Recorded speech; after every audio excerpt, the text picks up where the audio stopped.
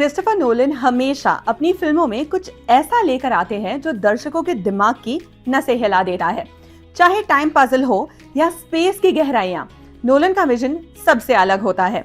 इस बार वो अपनी नई साइंस फिक्शन और fantasy thriller film the Odyssey के साथ लौटे हैं। ये फिल्म होमर के एंशिएंट ग्रीक एपिक पर बेस्ड है, लेकिन नोलन ने इसे अपनी सिग्नेचर साइकोलॉजिकल और विजुअल स्टाइल में ढाला है।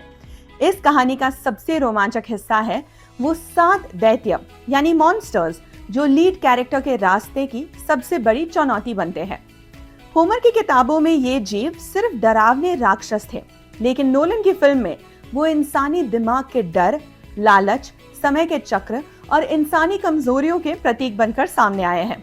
आइए इस वीडियो में विस्तार से जानते हैं कि नोलन की दी ओडेसी में दिखाए गए ये 7 दैत्य असल में कौन है, किताबों में उनके बारे में क्या लिखा है और फिल्म में उन्हें किस अनोखे अंदाज में पर्दे पर उतारा गया है।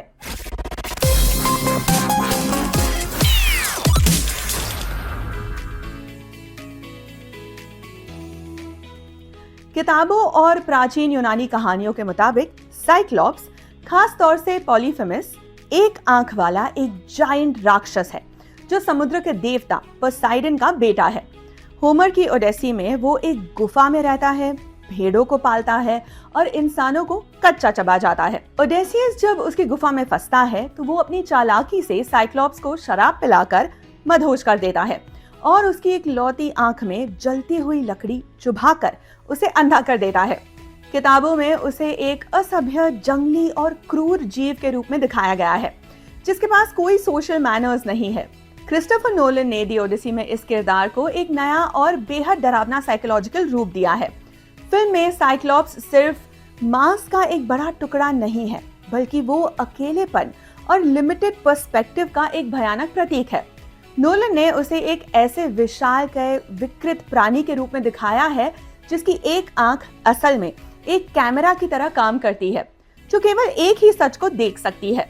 फिल्म में ओडेसियस का सामना जब इससे होता है तो वो गुफा कोई साधारण पत्थरों की गुफा नहीं होती, बल्कि एक ऐसी भूल भुलैया होती है जहां रोशनी और परछाइयों का खेल चलता है।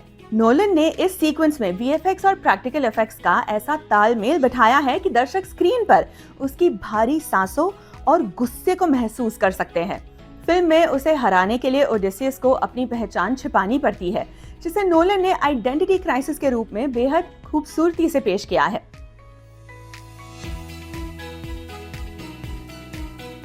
होमर के महाकाव्य में साइरेंस ऐसी रहस्यमयी और खतरनाक जीव है जो समुद्र के बीच एक टापू पर रहती है। उनकी सबसे बड़ी खासियत है उनकी जादुई और सम्मोहित आवाज। जो भी सेलर उनके द्वीप के पास से गुजरता है वो उनकी आवाज सुनकर सब कुछ भूल जाता है और अपनी कश्ती को उनके पत्थरों से टकराकर तबाह कर देता है। किताबों में ओडेसियस इनसे बचने के लिए अपने नाविकों के कानों में मोम भर देता है और खुद को जहाज के मास्ट से कसकर बंधवा लेता है ताकि वो आवाज तो सुन सके लेकिन उनकी तरफ आकर्षित होकर कूद न पड़े। प्राचीन कहानियों में इन्हें आधे पक्षी और आधी महिला के रूप में दिखाया जाता था। नोलन की फिल्म में साइरेंस का ये सीक्वेंस एक मास्टरपीस बन पड़ा है। नोलन ने इन्हें कोई पंखों वाली महिलाएं नहीं बनाया है, बल्कि वो समुद्र की लहरों और हवा के दबाव से पैदा होने वाली एक सम्मोहित साउंड फ्रीक्वेंसी की तरह दिखाई देती है। फिल्म का विजुअल ऐसा है जहां पानी की सतह पर अजीब से भ्रम पैदा होते हैं। नोलन ने यहां ऑरा और साउंड डिजाइन का ऐसा कमाल दिखाया है कि सिनेमाघर में बैठे दर्शकों को भी वो आवाज अपने दिमाग में गूंजती हुई महसूस होती है। फिल्म में साइरेंस इंसानों की उन अधूरी इच्छाओं और बीते कल की यादों की आवाज बनकर आती है जिन्हें सुनकर इंसान पागल हो जाता है। ओडेसियस का खुद को जहाज से बांधना विल पावर और सेल्फ कंट्रोल की एक बेहद मुश्किल परीक्षा के रूप में दिखाया गया है, जहां स्क्रीन पर केवल खामोशी और चीखों का एक अद्भुत टकराव देखने को मिलता है।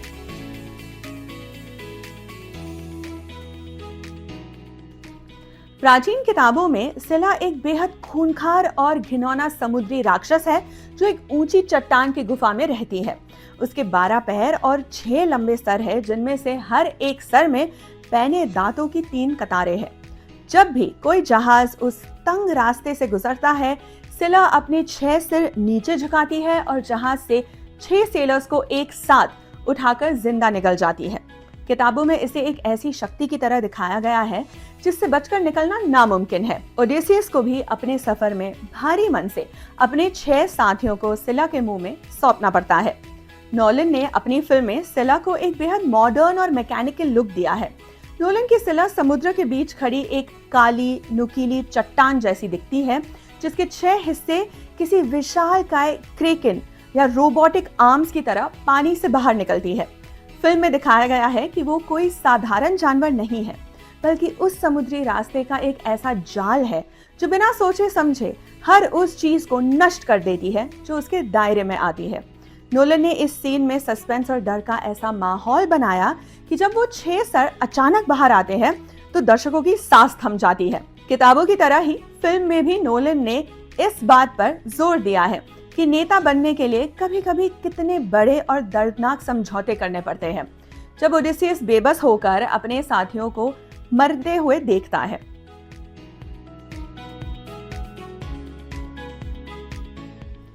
होमर की किताब में करिप्टिस नाम का दैत्य सिला के ठीक दूसरी तरफ एक छोटे से रास्ते के पार रहता है। असल में करिप्टिस एक विशालकाय समुद्री भंवर यानी व्हर्लपूल है, जो दिन में 3 बार पूरे समुद्र के पानी को अपने अंदर खींच लेता है और फिर उसे खौलते हुए पानी की तरह बाहर फेंकता है। अगर कोई जहाज उसके चक्रव्यूह में फंस जाए तो पूरा का पूरा जहाज पानी की गहराई में समा जाता है। किताबों में ओडेसियस को सिला और करिप्टिस के बीच में से चुनना पड़ता है और वो पूरे जहाज को खोने के डर से सिला की तरफ से जाने का फैसला करता है, जहां सिर्फ 6 लोग मरते हैं। नोलन की फिल्मों में टाइम और स्पेस का भंवर हमेशा से एक मेन कन्फ्लिक्ट रहा है और करिप्टिस के रूप में उन्हें अपनी कला दिखाने का पूरा मौका मिला। फिल्म में करिप्टिस को सिर्फ पानी का घूमना नहीं दिखाया गया है, बल्कि वो एक ब्लैक होल की तरह काम करता है जो टाइम और ग्रेविटी को मरोड़ कर रख देता है। जब ओडेसियस का जहाज इसके पास पहुंचता है तो स्क्रीन पर विजुअल्स पूरी तरह से बदल जाते हैं। पानी एक बहुत बड़े गड्ढे में गिरता हुआ दिखाई देता है और आवाजें धीमी हो जाती है। नोलन ने इस मॉन्स्टर के जरिए दिखाया है कि कैसे इंसान अपनी जिंदगी में आने वाली बड़ी मुश्किलों के सामने पूरी तरह बेबस है। ये सीक्वेंस फिल्म का सबसे बड़ा विजुअल स्पेक्टिकल है, जहां सिनेमैटोग्राफी और वीएफएक्स का लेवल हॉलीवुड में एक नया बेंचमार्क सेट करता है।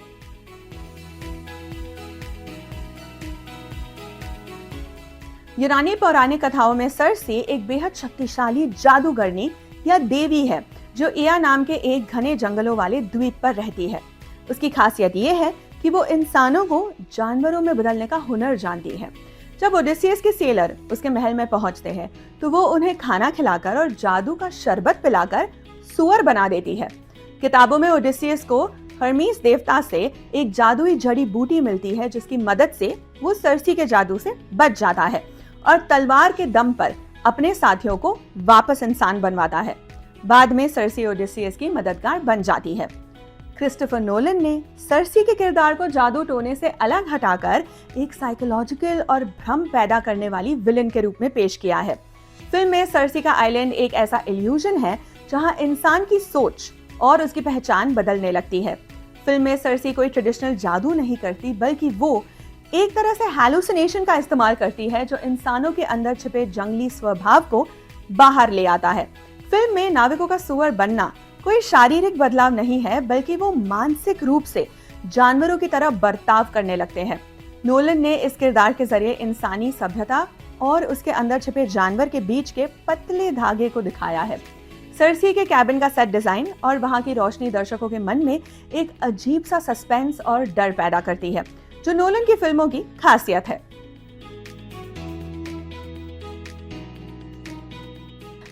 किताबों के अनुसार लेस्ट्रिगोनियंस आदमखोर दिग्गजों यानी कैनिबल जायंट्स की एक पूरी प्रजाति है।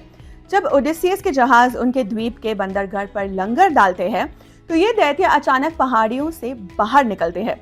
वो इंसानों जैसे बड़े बड़े विशालकाय जीव है जो बड़े पत्थरों से ओडेसियस के जहाजों को तोड़ देते हैं और तैरते हुए नाविकों को कांटों में फंसाकर खाने के लिए ले जाते हैं। इस भयानक हमले में ओडेसियस का सिर्फ एक जहाज बच पाता है। बाकी के जहाज और उनमें सवार सभी सेलर्स वहीं मारे जाते हैं। किताबों में ये ओडेसियस के सफर का सबसे बड़ा और खूनी नुकसान है। फिल्म द ओडेसियस में क्रिस्टोफर नोलन ने लेस्ट्रिगोनियंस के इस सीक्वेंस को एक बड़े पैमाने पर होने वाले वॉर जोन की तरह फिल्माया है। नोलन ने इन्हें केवल बड़े इंसानों की तरह नहीं दिखाया, बल्कि वो पत्थरों और मिट्टी जैसे दिखने वाले ऐसे आदिम जीव है जो पहाड़ों के साथ ही घुले मिले रहते हैं। जब वो हमला करते हैं तो ऐसा लगता है जैसे पूरी पहाड़ी ही जहाजों पर टूट पड़ी हो। नोलन ने इस दृश्य में प्रैक्टिकल स्टंट्स का बहुत ज्यादा इस्तेमाल किया है, जिससे तबाही का वो मंजर बेहद असली और खौफनाक लगता है। फिल्म में ये हिस्सा ओडेसियस का स्ट्रेटेजिक फेलियर दिखाया जाता है, क्योंकि उसकी सेना पल भर में खत्म हो जाती है।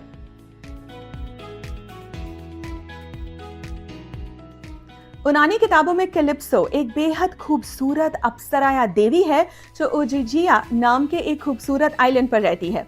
जब ओडेसियस का सब कुछ तबाह हो जाता है और वो एक अकेला बचता है, तो बहते हुए वो इस द्वीप पर पहुंचता है। कैलिप्सो उससे प्यार करने लगती है और उसे अपने पास 7 सालों तक कैद रखती है। वो ओडेसियस को अमरता का वरदान देने का लालच भी देती है, लेकिन ओडेसियस अपनी पत्नी पेनेलोपी और अपने घर इथिका को नहीं भूल पाता। आखिरकार देवताओं के आदेश पर कैलिप्सो को उसे भारी मन से छोड़ना पड़ता है। नोलन की फिल्म में कैलिप्सो का द्वीप कोई खूबसूरत बगीचा नहीं है। नोलन ने कैलिप्सो को समय की देवी या टाइम स्टैग्नेशन के रूप में दिखाया है। उस आइलैंड पर वक्त रुक जाता है, न कोई बूढ़ा होता है और न ही किसी को कोई दुख होता है। नोलन ने यह दिखाया है कि कैसे एक आरामदायक और अंतहीन जिंदगी भी इंसान के लिए एक सजा बन सकती है, अगर उसका कोई लक्ष्य ना हो। कैलिप्सो का किरदार बेहद भावुक और गहरा है, जो ओडेसियस को एक ऐसी दुनिया देता है जहां कोई संघर्ष नहीं है, लेकिन नोलन का हीरो संघर्ष को चुनता है। इस पूरे सेक्शन में धीमी गति की सिनेमैटोग्राफी और शांत संगीत का इस्तेमाल किया गया है, जो दर्शकों को एक अलग ही तरह के सुकून और उदासी के एहसास में ले जाता है। क्रिस्टोफर नोलन की दी ओडिसी सिर्फ पुरानी कहानियों के दैत्यों को पर्दे पर दिखाने वाली फिल्म नहीं है, बल्कि यह इंसानी मन के भीतर चलने वाली कश्मकश की कहानी है। इन 7 दैत्यों के जरिए नोलन ने डर, भ्रम, लालच और समय की ताकत को एक नए नजरिए से पेश किया है, जो इस फिल्म को हॉलीवुड के इतिहास की एक बेमिसाल फिल्म बनाती है। ऐसे ही और वीडियोस के लिए आप देखते रहिए एम बोले तो।